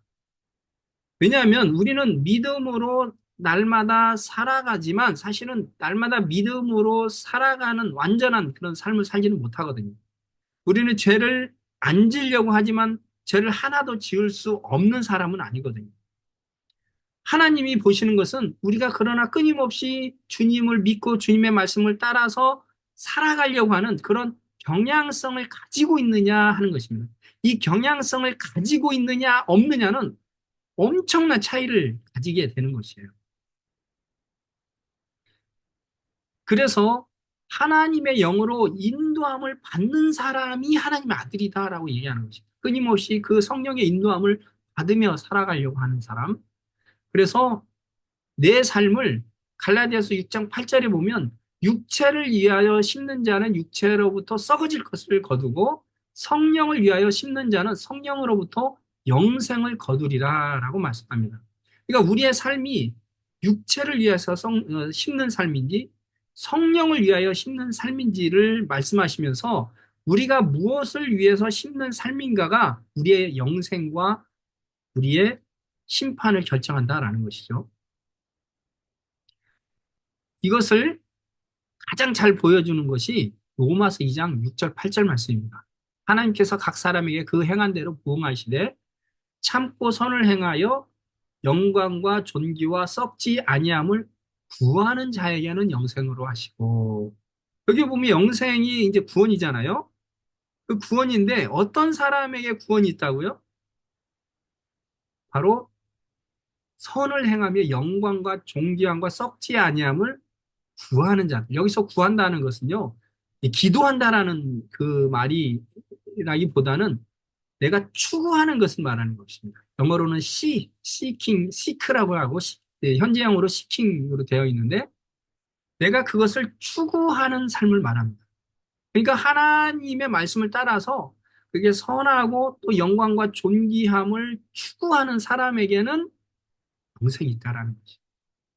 그리고 당을 지어서 그렇게 불의를 따라 살아가려고 하는 그런 사람은 진노가 있게 될 것이다. 이렇게 얘기합니다. 그리고 누가복음 13장 24절에서도 좁은 문으로 들어가기를 힘쓰라라고 말씀하십니다. 그 다음에 그러니까 그 우리의 믿음은 우리가 진실성이 있어야 되고 두 번째는 그렇게 살아가려고 하는 경향성으로 진실함은 드러나겠죠. 드러나고 그렇게 살아갈 때 우리는 성장성이 우리 가운데 나타나야 된다라는 것입니다. 그래서 주님을 닮은 온전한 사람을 향한 그런 성숙된 삶으로 우리가 살아가게 된다라는 것이죠. 운동 하는 사람들 사이에는 그런 말이 있습니다. 어떤 말이 있냐면요. 출석률이 실력이다라는 말씀이 있어요. 그러니까 아무리 뛰어난 재능을 가지고 있어도요. 꾸준하게 매일 열심히 치는 사람을 이길 수가 없습니다. 그래서 재능을 아무리 많이 있어도 일주일에 한 번 치는 사람하고요. 재능이 없지만 일주일 내내 매일 나와서 치는 사람이 있어요. 그러면 누가 이길까요? 매일 나와서 이긴 사람이 결국 이깁니다. 물론 재능이 있는 사람도 매일 하면 재능이 있는 사람이 물론 이기겠죠. 그러나 어쨌든 무엇을 말씀하려고 하냐면 꾸준하게 계속 연습하는 사람은 실력이 늘게 돼 있다는 거예요. 신앙도 마찬가지입니다. 우리가 끊임없이 그렇게 살아가려고 믿음대로 살아가려고 하고 성령을 따라 하려고 할 때 우리는 계속해서 그 거룩한 삶으로 살아가져 간다라는 것이에요.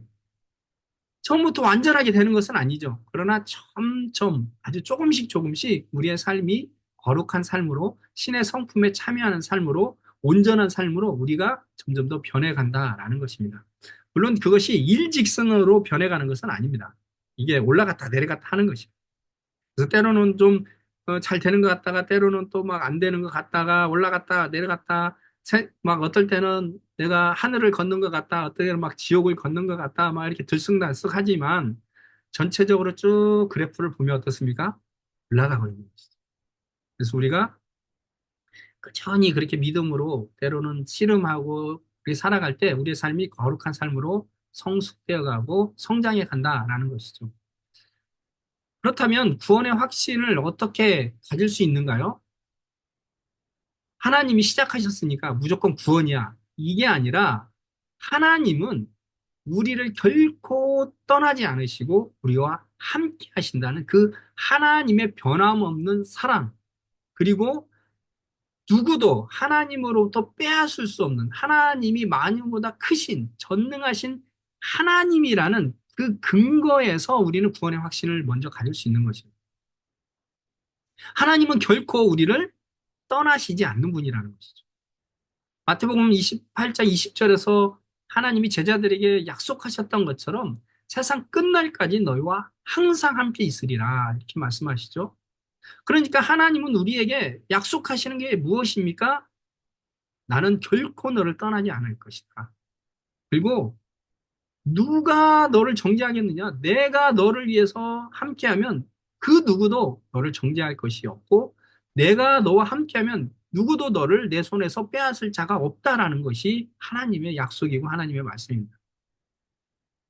그렇다면 우리가 구원의 확신은 어떻게 갖는가? 그 하나님의 신실하심을 믿고 내가 그 하나님의 말씀을 따라서 순종해 갔을 때 우리는 구원의 확신을 가질 수 있는 것이죠. 그래서 빌립보서 2장 12절에서도 뭐라고 말씀하시냐면 항상 복종하여 두렵고 떨림으로 너희 구원을 이루라라고 말씀하십니다. 그리고 고린도전서 9장 27절에서도 사도 바울도 심지어 뭐라고 고백하냐면 내 몸을 쳐 복종하게 하면 내가 남에게 전파한 후에 자신이 도리어 버림을 당할까 두려움이로다 이렇게 얘기합니다. 사실 사도 바울이 자신이 버림을 받을까 정말 두려워서 그랬을까요? 사실은 그런 가기보다는 고린도 교인들이 예수님을 믿는다고 하면서 육체대로 살아가고 자신의 욕망대로 죄 가운데 살아가니까 그들을 경고하기 위해서 나도 그렇게 두려움 가운데 혹시 버림을 받을까 하는 마음으로 늘 내 몸을 쳐서 복종하는 삶을 산다라고 말하고 있는 것이죠.